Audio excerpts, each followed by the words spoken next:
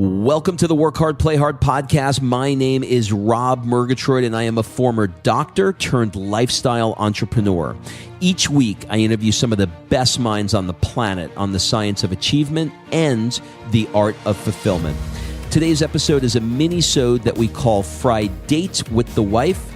In these mini-sodes, my wife Kim and I deconstruct the strategies that we've developed over the last decade to not only grow personally, but to turn our struggles into lessons and create fulfillment in all areas of our lives. Excuses are over. It's time to live. Let's dig into today's topic. All right, before we jump into this episode, I want to invite you to be considered for my Work Hard, Play Hard Mastermind by completing an application at workhardplayhardmastermind.com. So this mastermind is not like any mastermind you may have been to or heard of, I promise you.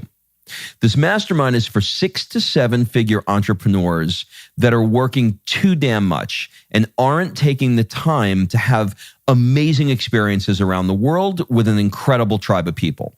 So every 100 days or so, I drop you into new experiences that are specifically designed to elevate your thinking, to give you new ideas. Look, you get your best ideas not staring at a computer. And actually, this is the way high-level people really collaborate with each other. They do it over a glass of champagne, watching the sunset in the south of France.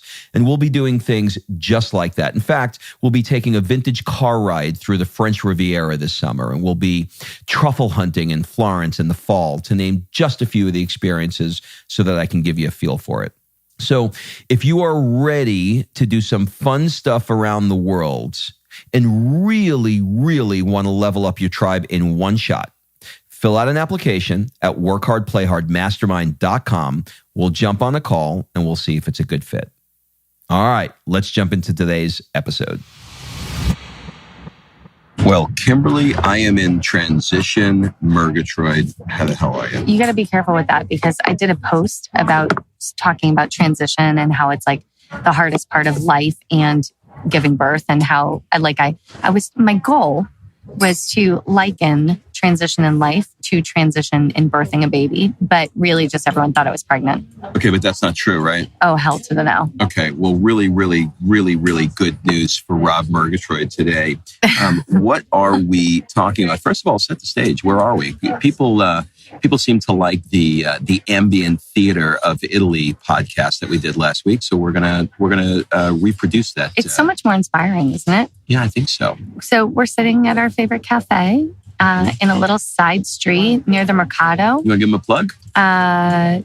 Did we decide how it's said? Cibreo, Cibreo. There you Google go. Cibreo. The guy who owns this was just on a friend of ours Netflix show. Let me pick up that. Sorry, you just dropped. His name's Phil Rosenthal, and it was. Didn't you do a podcast with Phil? Okay, all right. Enough of the name dropping. Did you want to drop that one more time? No, okay. I dropped it enough. All right. So what are we talking about today? So we're talking about transition because we're less than 30 days away from moving from this beautiful Italia life to Southern California. And, it's interesting because all of these things are coming up in this transitioning process. Like, we've kind of made a life here and we've enjoyed what we have here. We have aspects of our life, like our morning walks, that we want to continue and bring back with us. And, we're moving to this new area in Southern California where it's hella more expensive. Fun fact, it's half the cost of living here in Italy that it will be in California. And we have to put Sophia in school, and there's, new friendships that are going to be made, and new neighborhoods, and new this and new that. We have to actually get a legit rental lease, and not just Airbnb and vagabond our way around. So, we've lived in Atlanta for 450 years, and now, it's a whole new stage. But to get to California, we have to really raise the level, right, that we're working and living at and everything. Yeah, I mean, I think one of the grazie mille. Doppio, yes. Doppio per me, cappuccino per lei, grazie mille. There is our coffee just arrived. There is a I think there's a, what's the word I'm looking for? I don't know exactly what the word is, but you can weather a transition way better than I can. I feel like I have toughened up. Well, I birthed a baby. I guess so. Well, no, let me talk about that for a second because it's the same, right? So when you're pregnant, you're really excited. You're like rubbing the belly and it's, oh my God, I can't wait to meet this little munchkin and all of these amazing, perfect ideas and thoughts. And, in your head, it's painless, this beautiful, clean looking munchkin that's just cute and chubby gets put in your arms and it's like perfection and life goes on. Mm-hmm. But then you go into labor and that shit's hard as hell. And, I remember it wasn't easy for me. Oh my God. Don't get smacked. I birthed Sophia natural in a tub like a crazy person. But I will never change that experience. And, you go in and it starts to get hard and it gets harder and it gets harder. And then you hit the point of transition. And transition is the point where you basically you have two options.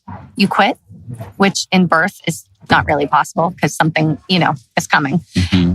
Or you can breathe through it, be grateful, and just lean into the pain of it, lean into the hell of it, and know that once that's over, it's going to be beautiful on the other side. And that's the same for me for life, by the way, and that's why I liken it to the same transition in life. Like right now, we have had this image in our heads of this Southern California, we're walking Gia along the beach. Gia's our dog.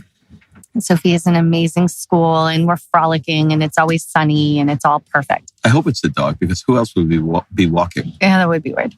So, we have this like image, right? We've romanticized what this is going to be. But now it's starting to get hard. We're doing calls with potential landlords and they're like, now what is this work hard, play hard business you have? I don't need you to be having all these parties in the house. Are you going to have like champagne spraying? What's happening? It was a really interesting thing. So to set that up, and what we're doing is we're trying to give you as much real information about what goes on behind the scenes of a transition. You may look at, our polished, filtered Instagram photos of us, frolicking in Florence one day and, then potentially being, surfing in LA the next day and go, well, that seemed simple for them. No, there's a lot of shit that goes on behind the scenes. And one of those things is the landlord. And, we're looking at renting first because we don't want to buy until we know where we want to be. So, we need a house. And, it's not like getting an apartment where, there's one owner usually, and the owner has to make a decision of whether or not he wants you. And he has 1 million applications. And he's got a lot of people that want to live at the beach. And the better the house is, the closer to the beach it is, obviously the more expensive and the more challenging. So the real estate agent told us yesterday or last week that the landlord wants to do a FaceTime with you and get to know you. So we had to, prior to that, we had to send I had to literally write a bio. The tax returns and the financials, that's par for the course. Yeah. Writing a bio for my dog and my child and everyone in my family and sending photos. I get it. You own a house, you own a nice house, you want to see it, but it's comical to me. Mm-hmm. Something to be said for what we're doing. I want this to be real.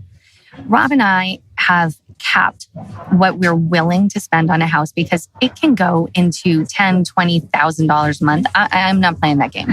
I have goals. Tell them how much cap is. I have financial goals that I want to live as this is going to sound crazy to anybody not living in California at the beach, but the minimum that we found that we can get away with for a 3-bedroom house in a non-negotiable yard. I will have a yard. We want outdoor living space. The non-negotiable price that we're willing to go to is $5,000. And that sounds crazy for everyone that doesn't live in Cali. But please find me an amazing house close to a beach in an amazing school district for less than that. Yeah, you want to find something interesting? You have to go. Looking. You have to go onto Zillow and type in postage stamp in California, and that's what basically you're getting for that. But you're getting it. So we're going to be in all of 1,000 square feet, like a couple of sardines, which is perfect because what I learned on this trip is I really want to reduce and minimalize our life. So it actually works out fine as long as we have... Is it minimalize or minimize? Whatever. I think don't we're going to be care. minimalists. I'm not... I digress. Go ahead. Yeah, you need labels, right? I do. I have to label. Go ahead. You have to label. I want less shit. How about that? That's what I want. And so we're going to be living this life. So we're capping it. And I love when we call a real estate agent and they're like, what's your budget? And we're like, the budget is no more than 5,000, but we would prefer 4. And they kind of laugh. And it's almost a joke because there's not much you can really find there. That's not a shitbox by the ocean. So now in this game, right, we started in this romantic Southern California lifestyle imagery that we've created, this song we've been singing, this vision board we created. But now we're in the trenches. Now we're going landlord to landlord, finding out what all their problems. Like this landlord yesterday, I wish we recorded the audio of this call with the landlord. He was like, now I see you guys are workout buffs. I don't think my floor can handle weights being dropped on it. Let me ask you something. Which was so weird. Because how did he know about the brand? How did he know that we're into workouts? Because I had to give a bio. I had to give a bio and tell him what we do. Like a Google search. Do you think that guy didn't do a Google search? Yeah. Come on. Yeah. So God help him on what he found. But, I hope he listens to this because it was very strange. And the kicker for this house, by the way, so he's stressed about if we're going to work out in the house. He's stressed about noise. And wait for it, he lives next door. How do you think that one's going to work out? It was really weird. Yeah. So we can fairly say that house is going to be a no-go for all parties involved. Well, but we made a decision this morning that this is going to be a two-way street. We're going to be able to decide, we're not. I'm not asking him to prom. Like it's over. Our relationship with that is done. So, this is the hard part though. So now we're like 28 days and we're still looking for a house. And then it's going to be 27, 26, 25. Now we're starting to hear that landlords are nervous about renting to us because it's sight unseen, even though we've done a FaceTime. They want us to be physically there, which we can't. I mean, unless I get on a plane and fly there, it's not easy to do. And so it's tough because we have a pod filled with our stuff back in Atlanta. We have not cars. To be confused with the podcast. There's that we're doing right now. We have that back in Atlanta. Our car's back in Atlanta, just waiting for an address. But all that stuff takes 1 to 2 weeks, maybe 3. To send cross country. So we're kind of getting close to go time here and we're running kind of out of time. So it's stressful, and these are the parts of transition. So we're having to really kind of dig and look at this and say, okay, what are we willing to deal with? What are we willing to not deal with? The biggest thing that I'm really proud of us for, I mean, I had one day where I cried all day. But other than that one day about, all the changes in our life, we've done really good with holding our mindset together and creating a united front against, transition, basically, right? Well, I think it's very, yes, we have. And I think it's very easy to play a game of pile on because when you're doing something like we're doing, where you are, gone for 4 months and you have a lot of challenges, there's a lot of emotional stress. There's a lot of, it's like life, right? I mean, there are days where it's just, you feel like you're in, a magical fairyland like we are in Florence. And we're so grateful for, having an amazing lunch with a great bottle of wine or, all of those things that come with it. But what comes with it is the real challenges. Are you okay? Wait. Cappuccino down the wrong pipe.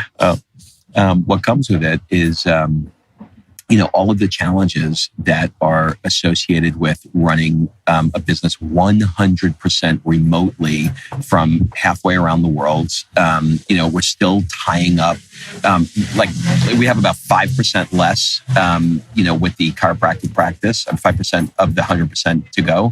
But there's still a little bit of that.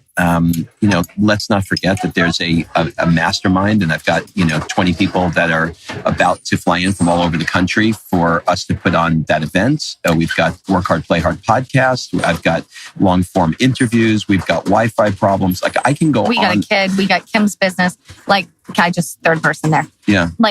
This morning, I love waking up at 6 or 7 in the morning because my LA West Coast team is still awake. They haven't gone to bed yet. So I can literally text them, FaceTime them. And it's like a crazy thing. But, on top of all of that, what he just said, there's other little things like it was Rob's birthday the other day. And we had this great idea. We were going to go to the Antinori winery, and we see these cars on the street that are car sharing.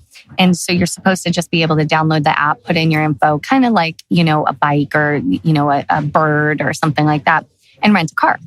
And so we had this master plan. We're going to drop Sophia off. We were going to rent a car. And then after 3 hours of trying to make the website work, get our information, approve our information, we finally called the company that does the car sharing to find out it's not available if you're not a resident of Florence. So if you're from the US and you want to rent one of these car shares, you cannot. Yeah, no can do. So we couldn't go to the winery, which then made me feel like a crap wife for effing up his birthday, And so that you have that kind of like, I know first world problem, right? Okay, first world problem, agreed. But it's all these little things that add together in the stress that create this transition in our life where within the next 30 days, Rob's hosting the finale of his first Work Hard, Play Hard Mastermind. Our pod is to be sent across country with our cars. Our child is just getting used to her school and will be put into a new school in 30 days. We have to find a house, move to a house, and then, wait for it, Delta threw us a loop. How about this? Because we booked our flight before we decided to move to California, we were landing back in Atlanta, and it was already like 3 legs back to Atlanta. And so we called Delta and we said, okay, we moved and we can't go back to Atlanta now. Can we just switch that leg of the flight to California? After 3 hours on the phone with Delta, we found out it was going to be $26,000 to change our flight. I'm not even kidding. Like, I'm not actually making that number up. It was going to be $26,000 to change our flight. Yeah. No refund. In fairness, by the way, if you think it's crazy, it's a very long story, but it was a first class ticket. And so in order to do that, they had to reticket it. Right. I don't want you to think. But it doesn't matter. No, I want to give context, but somebody's going, how is that even possible? That's how it was possible. Well, but we had that ticket to begin with. I just don't understand the price discrepancy between what we paid and a $26,000 flight. It's crazy. But neither here nor there. So we basically had to cancel that flight, which, by the way, you can't do unless you spend $450 per ticket to actually say, I'm not coming. So we're just no-showing, #thanks Delta. And we had to book a new flight. So we lost it. So we lost that all ticket. The money on that ticket. That wasn't fun. Had to book a new flight. And big up to Air Italy for flying direct from Milan to LAX. They haven't got us there yet. So let's not thank anybody. I'm thinking we're trying to figure out how we're going to get in this thing. It's a very no frillsy. I don't think it's that no frillsy. No? It's not Ryanair. Right. I think you're going to be fine, Madonna. Okay. I think you're going to be fine. But big up to Air Italy for pulling through. And instead of doing 6 changes on our return, we now have a direct flight from Milan to LAX. Yeah, I was thinking about something. My point of this, of going on all of these different things, is all of this is happening at the same time.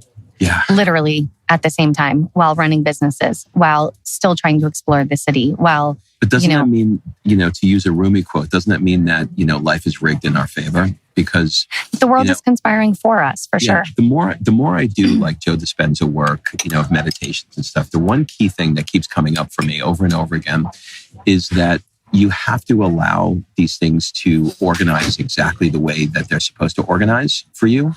And there's a higher mind, a higher consciousness, a universal guide, whatever you want to talk about, that's organizing it exactly the way that it needs to be organized. And when I think about transition, there's a lot of people who are listening and are giving us some version of it. Must be nice to be bouncing around, while I'm here laboring away, in whatever at work. And I would offer, be careful what you wish for, because if you're going to try and make a transition, there's going to be things that, as part of that transition, that you are unprepared for, that you did not know were going to happen, that you just have to roll with it because it's so outside of your familiar. So if you're listening to this and you're like, I want to make a change in my life, just know that making a change and making a transition is going to come with things that are going to make you uncomfortable because you're going to be getting out of your familiar. Now, here's the interesting thing about getting out of your familiar, I think, that unfamiliar now starts to become your familiar. Mm-hmm. So I am becoming very familiar with living in Italy and going to cafes and all the nuances that come with it. And I think we're going to have a little bit of a transition, what they call a reverse culture shock, going back to the States. Like, our daughter is in a school here. And the lady who runs the school was from Canada. And she's been here for 30 years. And her ability to speak English now, and that's her first language, is she's struggling for words because she has become so inculcated in the culture here that... But more than that, with the conversation we had with her this morning about when she goes back to Canada, what does it feel like? And she's like, wow, it's amazing. Economy's booming, businesses are booming, real estate's booming. It's all good. But, there's a million reasons why I could live there. It would be so easy. But there's one reason why I stay in Italy, and that's it's emotional. You feel it, you see it, you smell it. It's just an emotional reason. So for us, I feel like when we go to California, one thing, in our favor, obviously, is that we're moving to a beautiful beach destination and all of those things. But, so I think it's going to be less kind of hard. I think if we were going back to Atlanta, I think we would hop a plane and come right back to Italy, to be honest. But because we're going to another amazing destination, I think it's going to be less, but we're still going to have some of that. And, the biggest thing, I think the gift you can give yourself with transition is to bring on the suck. Know that when... I think you said sock. No. I was like, why do I have to bring a sock? Sock. Allow the shit to hit the fan and breathe through it. And like Rob said, know that God, universe, whatever you call it, is conspiring in your favor to make your next level, to make your dream come true. And know that all of the crappy things that happen along the way are happening for you and not to you. I think that's great. We'll wrap up with this. There's something that the teacher said this morning, kind of like piggybacking on what you just talked about, that really, really struck me. And I want to share it because I think it'll help people to understand things. I asked her, I said, how often do you go back to Canada? And she said, I probably go back maybe once a year. I said, what's it feel like for you when you go back? She said, it's really interesting. I was talking to my brother about this, and I'm like, everything is so much easier there. She comes from a fairly affluent family, and she said, their house was $1 million 10 years ago, and it's $10 million now. And everything just functions. Everything just works so much easier. There's 100 things that are easier. And in Italy, when I think about it, there's one thing that's easier, but I don't want to go back there. And I asked my brother, she said, why, if there's 100 things that are easier and there's only one thing easier, why don't I just want to come back? He said, because your brain is taking pictures all day long, and you walk into a butcher shop and you talk to the butcher, you make a snapshot of that conversation. You go into the flower shop and the cheese shop, and you walk down the street and you run into a friend walking the dog, and you have all these thousands of photos that your brain is taking. That becomes the totality of what your day is like. And so it's very difficult to list that because you feel that. And I thought that was such a beautiful way to describe what she's going through. So, and what we're going through, because that's what we're going through here. Some of it's just indescribable. It's not describable because it's how do you describe when somebody looks at you and they see you walking into a coffee shop for the fourth day in a row, and you can feel the warmth of welcome. Their heart, that they're like, oh my God, it's so good to see you. For example, and you actually feel it. They really are happy to see you. Okay, so you walk into Starbucks, they're like, hey Rob, because you're there every day. Or because it's a checklist. This is more of a genuine, how are you? And they actually mean it. I'll give you another. Where's Sophia? I'll give you another. I know. We walk around, basically, we're known here as Sophia's parents. Yeah. Everyone remembers her, of course. I used to be the guy that walked into the room that counted. No, now Sophia is. Yeah. She's the genius. Now I'm the schmuck that's pushing the stroller. With the flowered bag. Yeah. I'll give you one example and then we'll wrap. So if you went to a deli, in the Kroger in Atlanta, right? And you get the person behind the deli. You have to put the behind the Kroger, right? The Kroger. You can do it with Publix too. The Publix. And you go in there and you're like, can I get a pound of turkey, blah, blah, blah, blah, blah, whatever it is. And they're like, okay, you want it thin sliced? And they slop a piece on, a little piece of paper and they toss it to you. And you're like, yeah, that's good. And you go on with the thing. Here, I go to the deli. They are excited to see me. They're excited to show me everything in their case, not because they want to sell it, but because they're proud of it. And they want to watch your face as you take a bite. Yes. And yesterday I went and I got all kinds of great meat and produce. And I go to this amazing meat counter, which, by the way, I want to take you after we wrap this because it was ridiculous. Okay. And I already purchased cash. The cash exchange had completed. So it wasn't like an upsell. The guy said, I want you to taste something. I've been cooking this ham for 40 hours and with these seasonings, and it's fantastic. Here. And he just wanted to give me like a little bite, a little taste. And I was like, I don't even like ham, but this is the most amazing ham I've ever tasted. And he goes, isn't it? Thank you so much. Ciao. Adamani. And it wasn't an upsell. He wanted to share something he was proud of. And this country is about pride, and that gets into your soul. And so there you go. Nobody is saying, would you like fries with that, ma'am? No, exactly. Well, that's it. So thank you for. I hope that helps. And something. by the way, we're trying to make these podcasts a bit more conversational and real about what's going on in our life. If this is something that works better for you than a previous format, let us know. But we've been naturally evolving, sort of out of a teaching podcast and into more conversational. But we may do both. But you know what I would love? Shoot me a message on Instagram at Kim Murgatroyd and let me know, what topics would you love? Do you like a more conversational style or more teaching style, a blend of both?